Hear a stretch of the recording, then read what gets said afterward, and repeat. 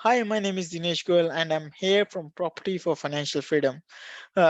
We provide one-on-one mentorship to buy properties in growth area based on data, and also we follow certain checklists before buying any property, right?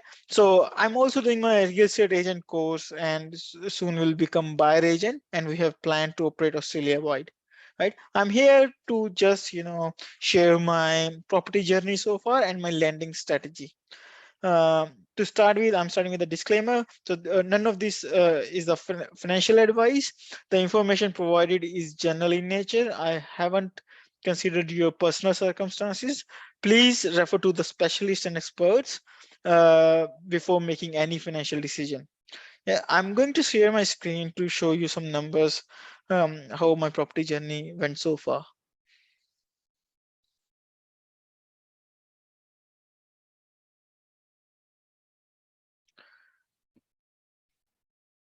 So here we go. So where I started my property journey in March 2020, just at the beginning of COVID-19.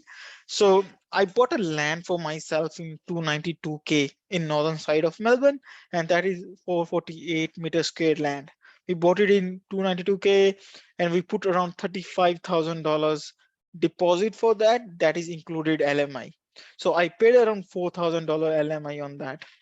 uh, as soon as we sign a contract for the land, I also sign a contract for the house build. So I signed it with the Carlisle Homes, and it's 29 square house with the 422 configuration. Yeah, so that cost me around $315,000. So if I add them both, so the total purchase price of the property is around $607,000. Yeah, so and you know in total it's $70,000 deposit, and uh, if I include LMI, so if I deduct LMI from total deposit, so I ended up with the $551,000 loan. The good thing in that one is because the reason why I was building this house, because government just announced home builder grant, and it was around $25,000. So I was able to claim the $25,000 home builder grant plus the first home buyer grant. So basically I was able to get $35,000 cash back from the government. So basically I just ended up spending $35,000 for that entire house from my pocket. um, from there, I was lucky. The market was growing really good direction that time. So what happened is, as soon as we finished the construction of the house, and we move in around August 2021, straight away I spoke to my broker and we went for the valuation. Right. So valuation came 675 in October 2021, and the original cost price was 607, which was like the property went up around $70,000 that time, right? So we had that valuation. Then I was able to get an get 90% LVR on that, and the new loan was around $607,000. Yeah, so the equity available was basically this minus. So this equity available was basically the new loan available and the previous loan. And I had like $56,000 equity available from this valuation, right? So this is separate loan. So basically I have one loan in my CBA. This loan is from CBA, Commonwealth Bank of Australia, and I have this one loan for my entire house, right? And then this is a separate entity, separate loan as an investment purposes, right? So this was 60. Then as soon as I got this money into my bank account, I decided to buy my first investment property and my second property, basically, right? So I started exploring data, and and then we shortlisted suburbs, and I ended up buying property in Perth, and that property was 378K and 600-meter land size, 422 configuration, pretty solid 2005 built house. Yeah, so I bought this house, and the money, like the total money required to total funds required to buy this house was literally like I again went with the 90% LVR. I put $38,000, which is 10% deposit, right? And I paid roughly $4,500 LMI, roughly $13,000 stamp duty, and I added $3,000 as a miscellaneous cost. So in miscellaneous, you can have building and pest report cost, right? Whatever, if you are paying something for to property manager to do the inspections, that cost, and your initial rates and the convincing cost. Yeah. So if I add everything, so the fund required was around $58,500. And I had this money already sitting into my account from the equity. So basically from the pocket, I just spent $2,000 $3,000 that time to acquire my property too. Yeah. Then uh, within next 6 months, right? So the second property I went with the NAB. So basically the landing strategies, if you have a good broker, they generally advise you to buy like first few properties with tier one banks, which is like you can say big four, like CBA, NAB, Westpac, all the big banks, right? And then if you start hitting your borrowing capacity there, then go to tier two banks basically, and then go to tier three. And good mortgage broker can help you out to map out your financial strategy to buy the properties. Yeah. So again, this property bought. Then I did landscaping at my house. I spent like $10,000-15,000 in landscaping. uh, so in general, if you put something, if you when you do cosmetic renovation or do something cosmetic, then that takes your like increase your house value significantly. So once the landscaping was done, and market was still doing great, like increasing week by week, right? I asked my broker to do valuation in April 2022, which was like 6 months after that. And most of the major banks, you can go for valuation every 3 months. And most of the banks don't charge you. And some banks, if they charge you very minimal, like $200-300 for the valuation. So I haven't paid anything to CBA to do all those valuations. So second valuation came out around 750, right?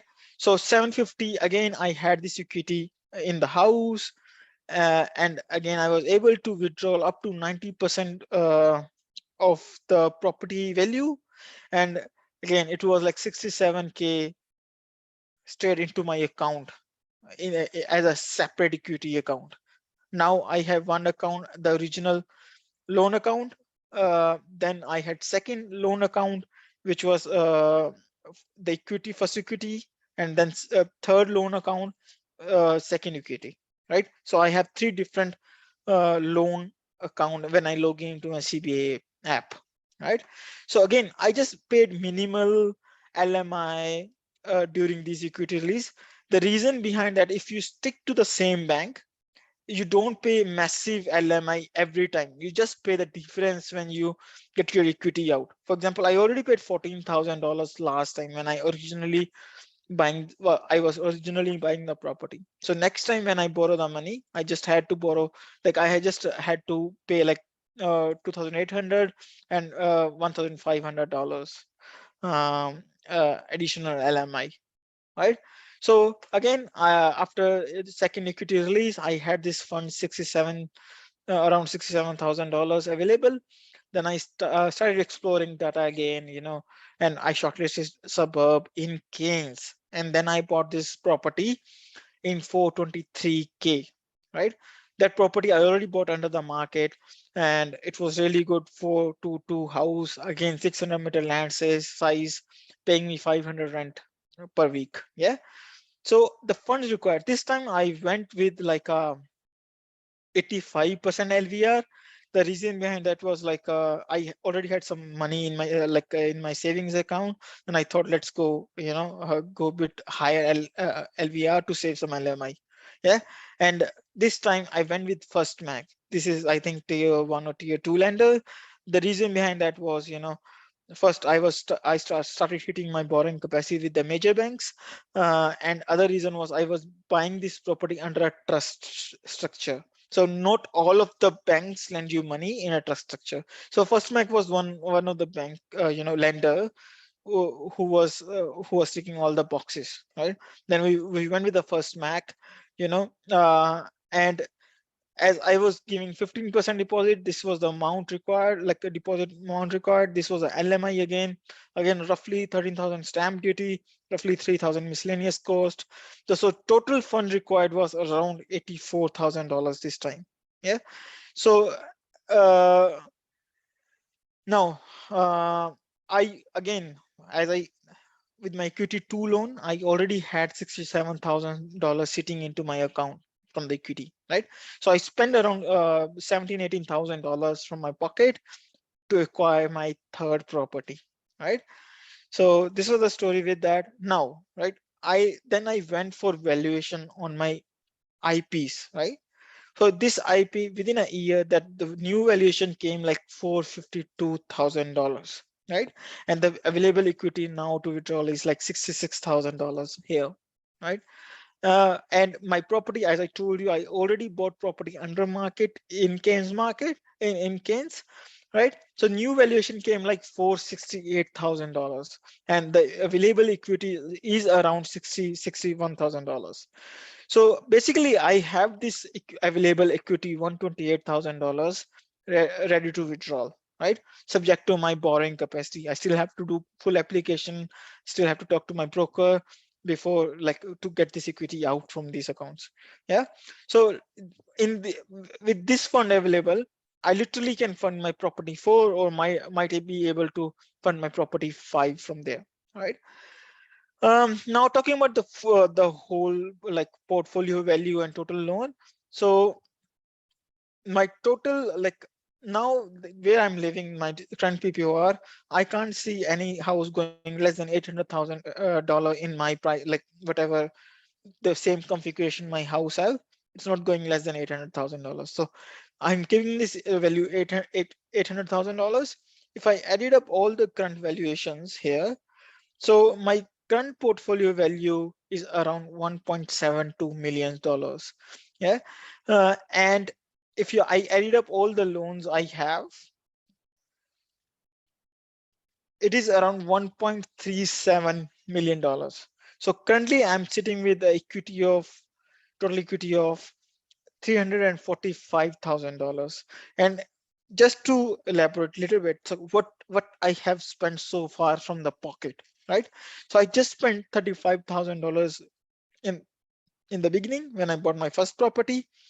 I just spent like $2,000-3,000 when I was buying my property 2, and $18,000 when I was buying property 3. So basically, I just like spent around $55,000 in total so far in property, right? In last 2.5 years, and I'm sitting with the equity of $345,000. That's why I love investing in property. You just put 10% deposit, but you leverage the benefit on all 100%. Yeah. So again, this is none of this is financial advice. Always take advice from the experts. If you have a good, like, you definitely need a good broker to go through all these. Yeah. If you want a broker, if you have a good broker, that's great. If you don't have, let me know and I can introduce some brokers to you. Best of luck. Keep investing.